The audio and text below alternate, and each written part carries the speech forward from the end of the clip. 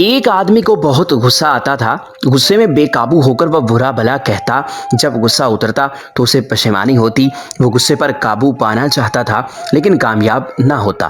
ایک دن اس نے سنا کہ دوسرے گاؤں میں ایک عالم رہتا ہے، لوگوں کو مسئلوں کے حل بتاتا ہے۔ اس نے سوچا چلو میں بھی اپنا مسئلہ پیش کر کے دیکھتا ہوں، شاید کچھ تدبیر نکل آئے۔ وہ اس عالم کے پاس گیا اور اس کو بتایا، مجھے بے حد غصہ آتا ہے۔ عالم نے کہا، جب تمہیں غصہ آئے تو تم جنگل میں جا کر درخت میں ایک کیل ٹھونک دیا کرو۔ آدمی نے کہا، یہ کون سا حل ہے؟ عالم نے کہا، تم ایسا کرو تو صحیح۔ آخر اس نے یہی کیا۔ اسے جب بھی غصہ آتا وہ جنگل کی طرف دوڑتا اور تیزی سے کیلیں درخت میں ٹھونکتا جاتا۔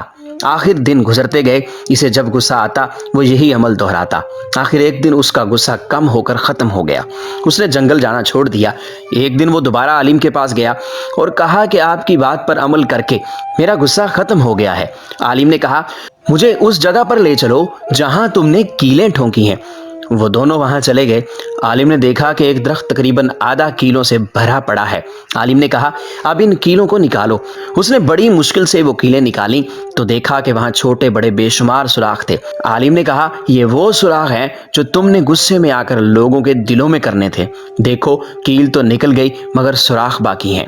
وہ شخص بہت شرمندہ ہوا۔ اس نے اللہ اور اس کے بندوں سے معافی مانگی اور عالم کا شکریہ ادا کیا جس نے اسے آئینہ دکھایا۔ سبق ہمیں بھی یہی چاہیے کہ بولتے وقت دیکھ لیا کریں کہ ہم بھی لوگوں کے دلوں میں کہیں کیلیں تو نہیں ٹھونک رہے ہیں۔ اگر وہ کیلیں نکل بھی گئیں تو نشان باقی رہ جائیں گے۔